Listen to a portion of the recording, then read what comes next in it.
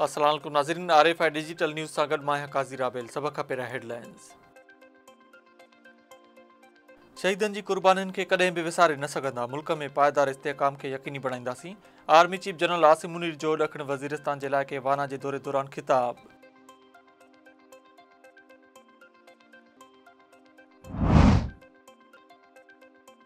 Well done green shirts Pakistan ॾखिण Africa खे 3 one day मैचनि में शिकस्त ॾेई तारीख़ रक़म करे वरिती। Pakistan cricket team T20 one day series खटण बाद ICC रैंकिंग में 3 नंबर ते अची वई। सदर वज़ीर आज़म ऐं चेयरमैन PCB तरफ़ां मुबारकूं।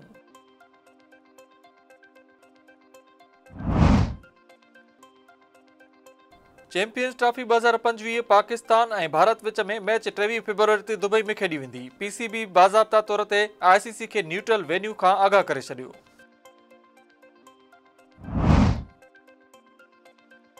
इसराइली फ़ौज गज़ा खे कब्रिस्तान में तब्दील करण लॻी। राति देर सां बमबारी, 50 फ़लस्तीनी शहीद, स्कूल ऐं गाॾी खे मिज़ाइल सां उॾाए वियो। नाज़रीन, हेडलाइंस वारे थियूं हींअर तफ़सीली ख़बरूं।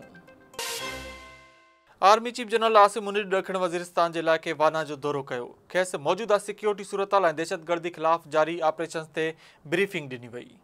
आर्मी चीफ ऑफिसरनि ऐं जवाननि सां ॻाल्हि ॿोल कई। सिक्योरिटी फोर्सिस जे जवाननि खे क़ौम जो हक़ीक़ी हीरो क़रार ॾींदे दहशतगर्दी ख़िलाफ़ जंग में साबित क़दमी खे साराहियो। हुन चयो त दहशतगर्दी सां विढ़ंदड़ जवाननि ते फ़ख़ुरु आहे। शहीद पाकिस्तान जो फ़ख़ुरु आहिनि। उन्हनि जी कुर्बानियुनि खे कॾहिं बि विसारे न सघंदा।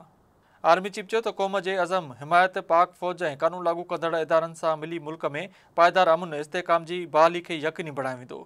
हुन चयो त दहशतगर्दी, इंतहा पसंदी ऐं उन जे समूरनि शकिलनि खे ख़तमु कयो वेंदो।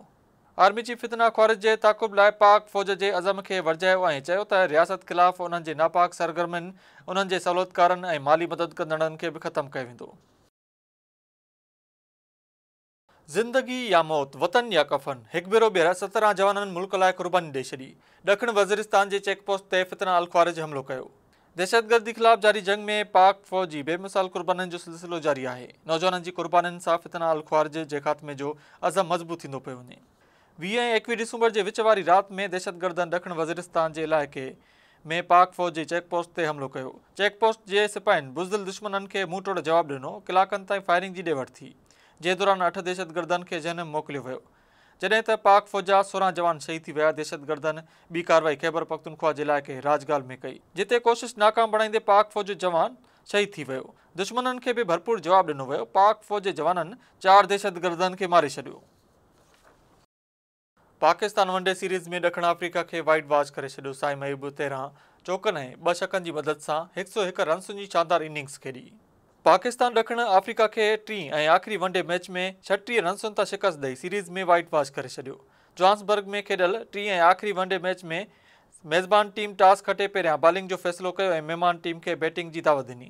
बरसाति सबबि मैच खे 47 ओवरनि ताईं महदूद कयो वियो। पाकिस्तान मुक़ररु ओवरनि में 9 विकेटुनि जे नुक़सान ते 308 रन्सूं ठाहियूं। ॾखिण अफ्रीका जी टीम 309 रन्सुनि जे अदब जे ताक़ुब में 42 ओवरनि में 271 रन्सूं ठाहे आउट थी वई।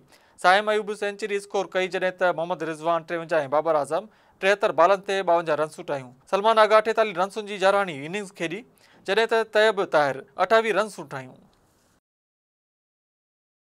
Pakistan cricket board champions trophy 2025 लाइ गॾियल अरब अमारात खे न्यूट्रल वेन्यू तौर हंध खे चूंडियो वियो आहे। बाज़ाब्ते तौर ते न्यूट्रल वेन्यू बाबति ICC खे बि आगाह कयो वियो।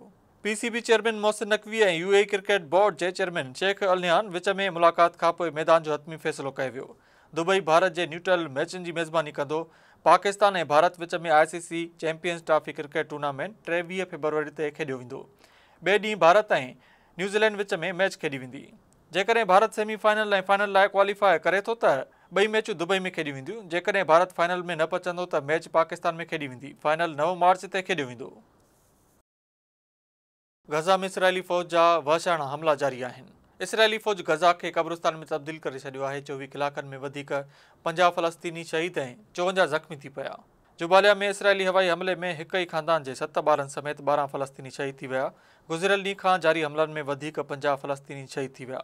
शहीदनि जो अंगु 45,259 थी वियो आहे। 1,07,627 फ़लस्तीनी ज़ख़्मी आहिनि। इसराइली फ़ौज कमाल अदवान इस्पताल ते वधीक हमला शुरू करे छॾिया आहिनि। इस्पताल जी इमारत खे धमाकेदार मादे सां उॾाइण जी धमकी ॾिनी वई। ॿिए तरफ़ फ़लस्तीनी मज़ाहिमती तंज़ीम हमास जवाबी हमले में 5 इसराइली फ़ौजी मारे छॾिया। ऐं हिक टैंक तबाह करे छॾी। ऐं नाज़रीन, न्यूज़ नुक़्तनि जूं ख़बरूं वधीक तफ़सीलनि लाइ विज़िट कंदा RFI डिजिटल न्यूज़, ॾिसंदा रहो RFI डिजिटल न्यूज़।